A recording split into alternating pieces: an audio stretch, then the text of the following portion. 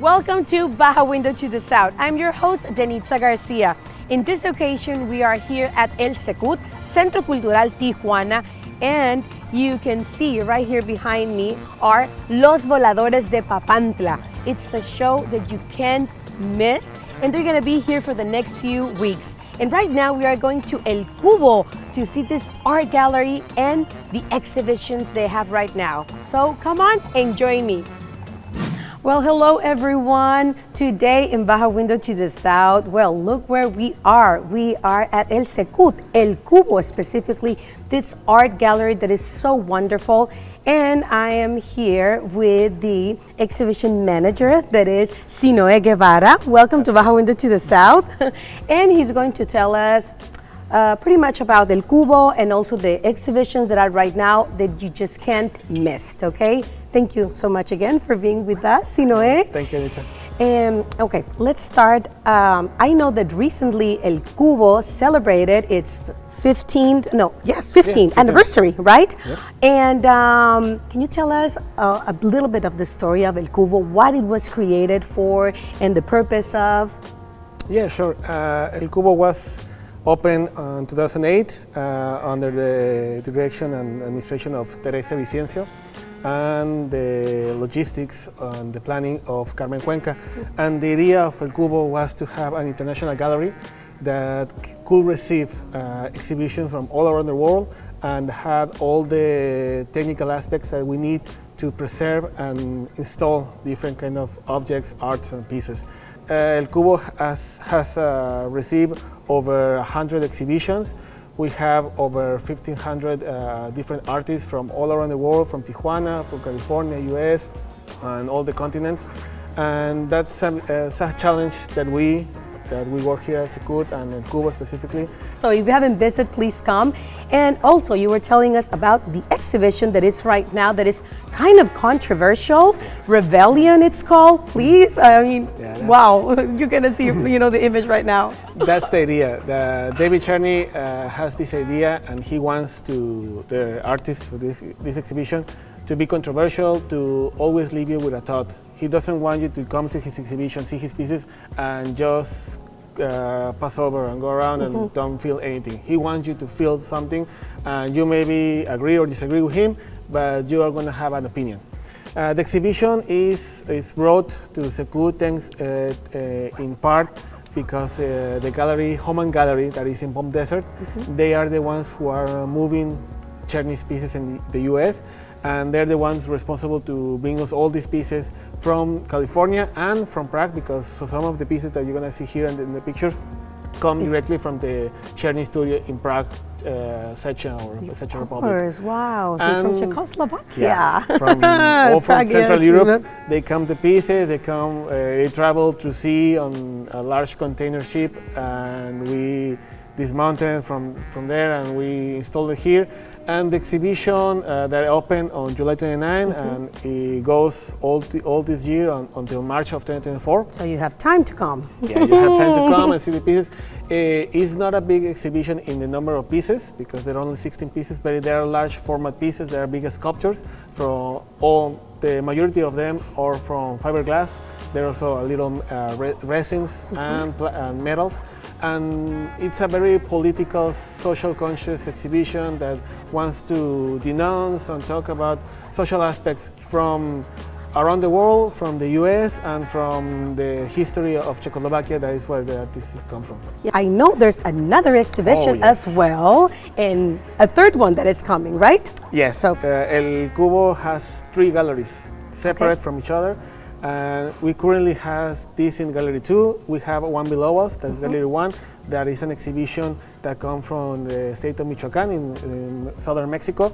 That exhibition is also a very political one because it's made from an artist collective that shows different techniques in art, from textile to sculpture to drawing to engraving. And they reflect the social struggle from the peoples, mostly indigenous people of Michoacán, against the the politics or some instance that they are from the government or the last governments of Michoacán that haven't been answered from them. The Gallery 3 is the smallest of the 3 galleries in Kubo. This one where we're here and the one below, they measure like 1,600 square foot. This one is a little smaller, this 1,400 square foot. And it's called, in Spanish is Entre Sueños y Volcanes, that translated is Between Dreams and Volcanoes. And it's about, it's a painting exhibition. It's more than 60 paintings from a private collection, the Ayala Muñiz collection. And there are landscapes from different, from oil painting, drawing, watercolors, or different kind of acrylic paint. And they try to explain a little bit different moments in art, like what is Impressionism, what is Surrealism, what is landscape, what is a city landscape in painting, so people can understand a little bit how painting has evolved, how the landscape that is a central subject in all our history, how it has evolved, and more for our country. It has a lot of Mexican authors and some international ones like Salvador Dalí and Camille Pizarro, but it has a lot of Mexican authors like Luis Nishizawa, Raimundo Martinez, Sofía Bassi, Rina Lasso, and Jorge Obregón, a contemporary painter that is going to join us for the opening. The opening is in October 6th, Friday at 7 p.m. So you're more than welcome to come and see the exhibition, and you can see the other 2 exhibitions whenever you go to Secut, and this is going to be all the rest of the year until the first March month. 2024, March 24, right? The one below in February and the one in January. But yeah, you have all this year to come. And please invite our audience to come. Tell us the schedule. I know there's one day that is for free and all the family can come, so please. Yes, we are open from Tuesday to Sunday, from 10 a.m. to 7 p.m. Sunday is free, so you can please come with all your family and friends. And besides the exhibitions, we also have plays, we have festivals, concerts, workshops, and different activities for all family to come. We have an aquarium, so please come to visit us. I need to bring my kids to the aquarium as well. So there's many things to do here at Centro Cultural Tijuana, Secut, and of course, El Kubo. If you haven't come, please come and visit. I mean, you're not gonna regret it. You can't miss it, okay? And Sundays for free. Yes, that's excellent. Thank you so much again. Thank you, Anita. Did you like the exhibitions right here at El Kubo? Of course you have to come and visit personally. And well, right now we're going with Jesus, that he is going to show us another one good craft beer.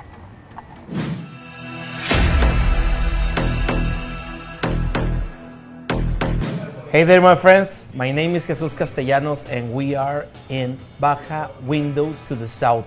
We are visiting all the craft breweries in Mexicali, and today we are with Armando Tapia of Media Sangre. Hello, Jesus. Nice Man. to see you again. Thanks for having me. It's great to have you here. It's great that you accept the invitation. Man, please tell us about Media Sangre. We would like to know everything. What's the story behind Media Sangre? Well, it's a project that started about 6 years ago. Uh-huh. And 5 years ago, we went through a stage of planning, and 5 years ago, we poured our first beer, which is the day that we consider the day of the foundation of the brewery. How did that happen? How did that happen? Well, I've been working for the craft beer industry for about 8 years now. Yeah. But for other people's brewery, other companies, and I decided it was time to do my own thing. It's a brewery that it started out as a family brewery. Yeah. The name and all the concept is based on my heritage as Mexican and a bit European and a big part of Asian culture, and you can see that throughout the menu, beer menu, and also the food menu that we have here. Man, Media Sangre, something that I know about you is just you most of the time are trying to get very and unique different flavors. Yes. I mean, I know that you go by the book sometimes, but you're trying to really amaze everyone that's gonna try a Media Sangre beer. Where did that idea come from? Well, it started, first it was kind of a feeling of there's great brewers here in Mexicali and in Baja in general, there's great beers. So if you want to go into the market, you need to have like this something that's going to make a difference or differentiate you from other competitors, from other brewers. Yeah. So we started thinking about doing good base beers, but adding different kinds of flavors. And on a trip that I took over to Vancouver, there's a brewery over there in Vancouver called Storm Brewing. The one that was.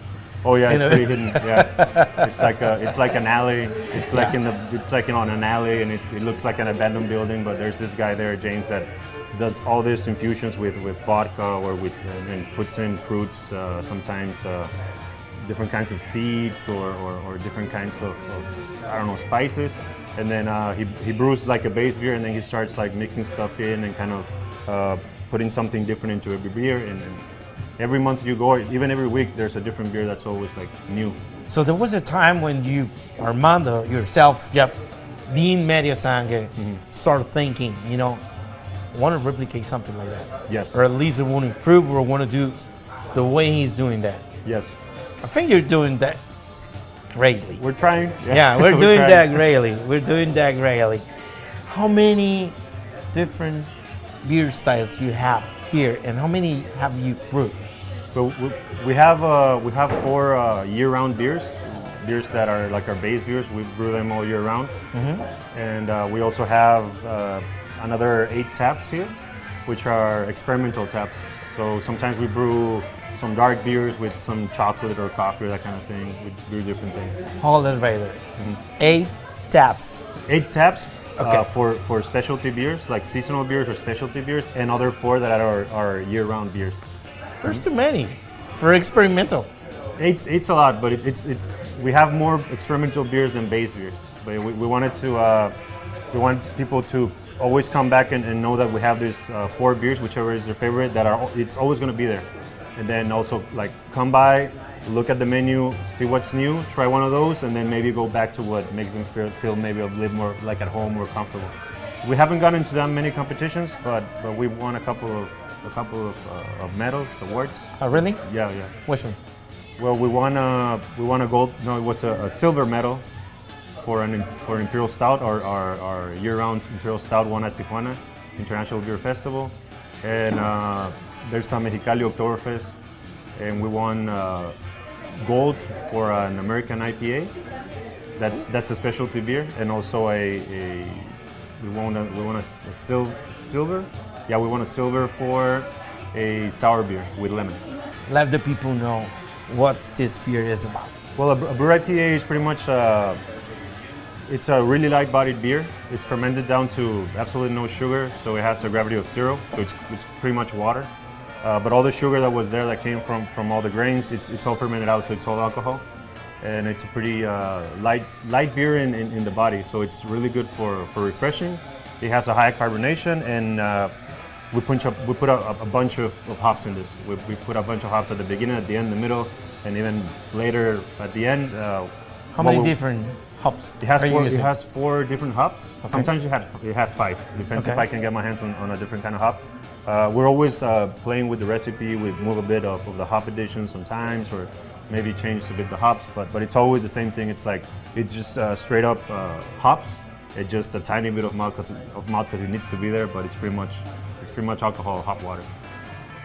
Armando, Jesus, give us your media, your social media, where we can find Media Sangre. Well, you can find us in Instagram and Facebook as Media Sangre Cervecería, and you'll find the logo. Just the picture there is just the logo, which is the one that we're wearing. Yeah. It's going to come on some of the camera angles. Yeah. Thank you for joining us. This was the history with Media Sangre, and thank you for watching Baja Window to the South. This is your host, Cesar Castro. Well, hello everyone. Today in Baja Window to the South, we have a very special guest. Well, you're gonna see in a bit, but they played here recently. Okay, so they are Morris and the Smiths tribute band called the Tormentors. Okay, and he is Cesar Castro here with us in Baja Window to the South. We were just talking about how they started, and they're gonna tell us everything in this interview. Welcome to Baja Window to the South, Cesar. Thank you very much, and I'm really grateful to you guys open the space for us. Thank you very much. No, most definitely. We're very pleased. So the Tormentors, okay? Morris and the Smith tribute band.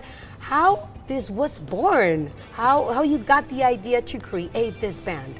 Well, a few years ago, I was participating in a 80s cover band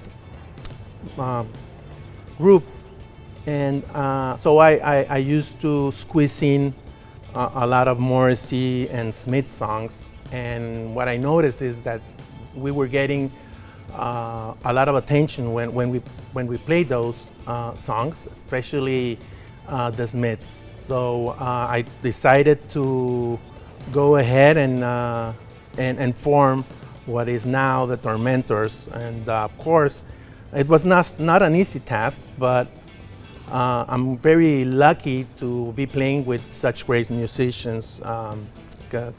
It's really a good band. We're all very happy to participate in the Tormentors. No, most definitely. You know, I heard great things about the Tormentors. Let me tell you. So and I know you were telling me they all have like different jobs and other things. And you know, this was actually a hobby that it's getting even bigger. You know, and the response of the people has been great. Yes, true. I mean, we started, as you mentioned, as a hobby, but what's happened between when we started and now, I mean, we have received a lot of attention, a lot of offers to play everywhere, even Mexico City, and even in South America. So it started being a hobby, but now it's kind of part of our priorities as well, because we're really having a great time, and for us we're super hardcore fans of Morrissey and the Smiths. So I mean, that's what I was gonna say. You know, it's like you're playing and with joy and happiness, and you love it, and you have this love for music, right? I mean, it's just and everything has been working. The music is happy music, or a catchy tune, but actually Morris is singing death, that to die by your side, and also it's kind of strange, but I mean, we love it. I mean, this music it's really different. I would like you to tell me, what are your plans for the future? Where are you playing? You were telling me that you playing mostly in Mexico right now, but that recently on June you were in Hollywood in a convention, and here at Cine Bukasan, we distribute for Depeche Mode. You were the opening band here. Yes, those two events that you just mentioned probably have been the biggest events that we have participated, and an average of around 1,500 people. So it's great.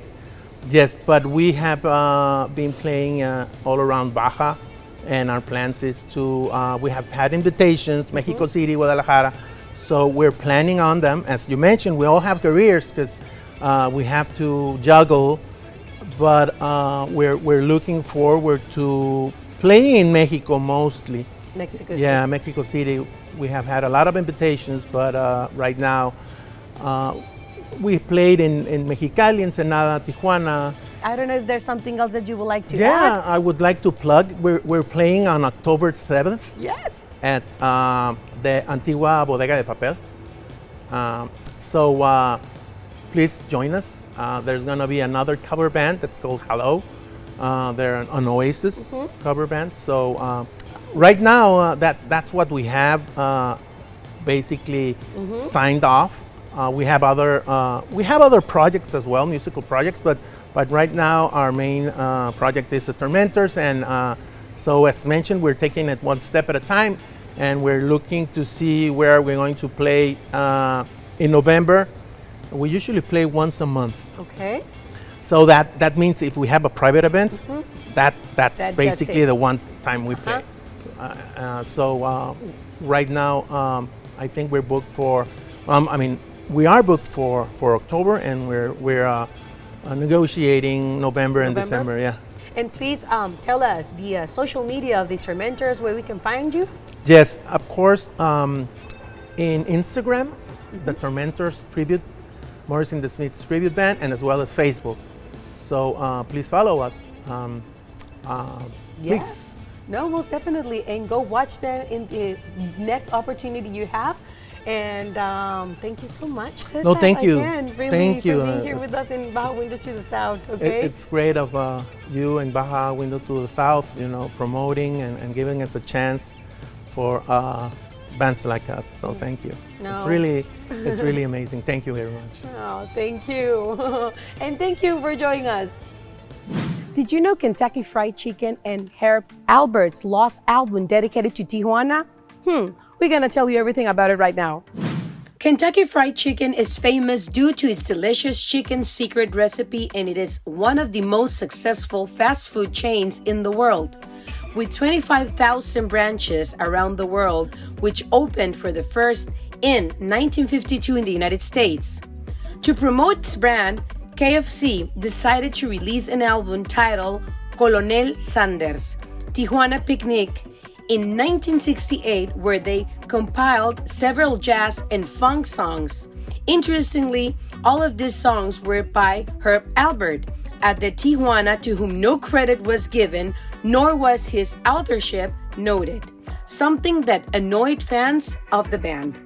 The LP, which is rare and a special item for collectors, was produced by label Mark 56 Record in Anaheim, California, and it includes 10 songs: A Taste of Honey, Lonely Bull, Chili Verde, Spanish Flea, Our Day Will Come, Tijuana Taxi, Green Pepper, El Garbanzo, El Toro, and Third Man Dem.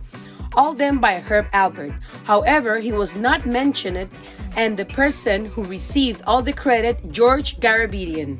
This type of situations usually doesn't happen, especially because it involves a brand and a fairly renowned musician. This, however, did happen, and as such a story was invented for each of the songs. The description for the song Tijuana Taxi was the following. Riding in a taxi in Tijuana, or just about anywhere else in Mexico, is one of the world's scariest experiences. Every driver seems to think he's a matador, and that's all the other vehicle are bulls. The only other place I know where drivers are so aggressive is Tokyo, which incidentally it's another city where you can enjoy Kentucky Fried Chicken. When Spanish Flea is mentioned, it talks about how in Tasco there are circuses where they had trained fleas to dance the Barsubiana, but to the author it looked more like the turkey trot. KFC then state that Mexicans eat turkey with a chocolate sauce called mole. There are different stories for each of these songs, but the most important story is the one that is untold: Herb Alpert's authorship and the songs that made up this vinyl. The album's cover shows the famous Colonel Sanders resting under a tree in a picnic with a bucket of fried chicken in his hands.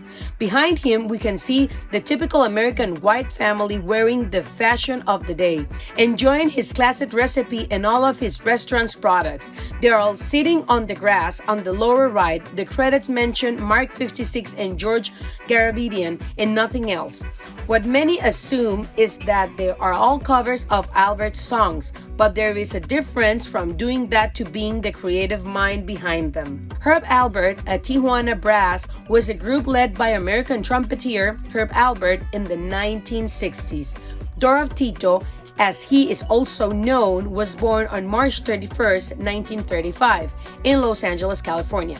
And he has played all kinds of genres, including jazz, Latin, funk, and R&B.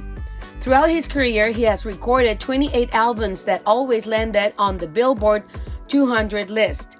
5 of them went to number 1, and his albums have been certified 14 platinum and 15 gold. Herb Alpert has sold 72 million albums worldwide. He won a Grammy Award and was inducted in the Rock and Roll Hall of Fame. In 2013, Albert was awarded the National Medal of Arts by President Obama. The idea to include Tijuana in the name of the group came to Albert when he visited Tijuana and witnessed a bullfight. In an interview with Cabinet Magazine, he said, "That's when it hit me. Something in this excitement of the crowd, the traditional mariachi music, the trumpet call heralding the start of the fight, the yelling, the snorting of the bulls, it all clicked." After this, he retitled one of his songs originally called Twinkle Star to the Lonely Bull. Coming back to KFC, it is possible that using the Tijuana name and certain cultural references on this album helped them to get closer to Mexican consumers. The first KFC establishment in Mexico opened in 1963 in Monterrey, Nuevo León, something that was noted on the album's back cover, pointing out that it was located in the corner of Gonzalitos and Vancouver. Back then, it was one of the 1,200 existing restaurants in this franchise, which sold a delicious chicken seasoned with 11 spices and herbs according to a patented process. Another paragraph on the album says, Colonel Sanders is a natural to tell you about the Tijuana sounds on this album. They are a lot in keeping with the spirit. Although 27 years old, the Colonel is still active, perky, full of life and fun, just as these Tijuana sounds are. Although it should actually say the Herb Alpert and the Tijuana brass sounds. The damage, whether it's happened or not, whether it was a mistake or intentional, become a part of history. One of those things that happened when a bad marketing decision it made. It is unknown whether there were legal consequences back then. Did Herb Alpert sue KFC for not giving him credit? Were royalties paid for the use of the copyrighted songs? Was the person responsible for this advertising fired? Was it a printing error? These are the questions that still remained unanswered. The trumpeter's famous legacy overshadowed any attempt at plagiarism, and surely, as a good American, he has probably gone to KFC more than once and has asked for a bucket of chicken. If you want to do something different here in Tijuana, Baja California, take another route, a cultural one, through this Calafia. It's a whole different experience. So I want you to join me to visit all these wonderful places. Part of the public transportation in Tijuana are the Calafias, a bus. But there is a special one, a cultural Calafia, and it has a route, a cultural one as well. This happens every last Thursday of each month in Tijuana, and it's one hell of an experience. Well, actually, it's the first time for me, but I've been, hearing from this Calafia Cultural for a very long time. They have 5 years doing this. So this is a very interesting cultural tour because it has the feeling of being in transportation, which is very popular here in Tijuana, which is Calafia, sort of like a large van, but with a very unique touch. And then you go to different places, everything related with culture. And the first place we went to is La Casa de la Cultura. Today we have the opportunity to go to one of the most amazing and historic buildings that have, a lot of significance for people from Tijuana because it was the first high school and it was also the first elementary school, and it was based architecturally was designed based on a similar building in Yuma, Arizona. So it's La Casa de la Cultura, which is House of Culture in Tijuana. The coordinator of the Calafia Cultural, Jesús Robles, talked to us about this project. Bueno, la Calafia Cultural inició hace 5 años, en agosto del 18. Los recorridos se realizan el último jueves de cada mes, de las 6 de la tarde a las 10 de la noche. Siempre visitamos de 3 a 4 espacios que tienen que ver con la gastronomía, la mixología, los restaurantes, los bares, los estudios de los artistas, los espacios arquitectónicos, y en los recorridos suceden acciones performáticas que pueden ser danza, teatro, en ocasiones tenemos poesía o música a bordo de la Calafia o en sitio de los espacios que visitamos. And something really special is that every time it's something new, a different experience. The cultural visits never repeat. El boleto tiene un costo de 450 pesos y estamos en redes sociales en Facebook y en Instagram como Calafia Cultural. People love the Calafia Cultural, and there are many regular customers. No, I love it. That's why I keep coming back, because I've come 4 times, but every time is different. Every time, even if you go sometimes to the same place, it's a different exhibit. So I love it. I love the people you meet. I love just sitting in the bus and catching sights of the city. You know, all at night, you see the border, you see the city, you see the lights. And it's just a charming experience. It's a wonderful experience, definitely was for me as well. And here's another first-timer telling us she will definitely come back. This has been a great experience. I had no idea what to expect. I hadn't ever heard of this before. And my friend Sandra suggested that we go, and it's just been wonderful to move to these different spaces, to these different art collections, these performances. It's like a movable feast. The bus is a wonderful ride. People are so friendly and nice. So it's just been a great experience. I would definitely come back again because they change it every time, so I would love to see more of the city. And of course, I had to ask what they liked the most about this experience in La Calafia Cultural. I think the bus was totally unexpected. I thought we were going to be in one place the whole time or walking from place to place. I was trying to figure out how we were going to do that, but I think the bus has just been kind of an extra fun ride with great views of the city. And then I think this show and the dance performance have also been really wonderful. You can't miss this experience. It's definitely a surprise. And yes, people need to know about La Calafia Cultural. Let people know what's happening in the cultural scene of Tijuana and to invite them to take this cultural tour in the Calafia Cultural, which is really nice. And you have to go along the streets and listen to music and have a little bit of singing. And, you know, all the people were very joyful. So, yeah, I really recommend it. So don't miss the opportunity to be at Calafia Cultural.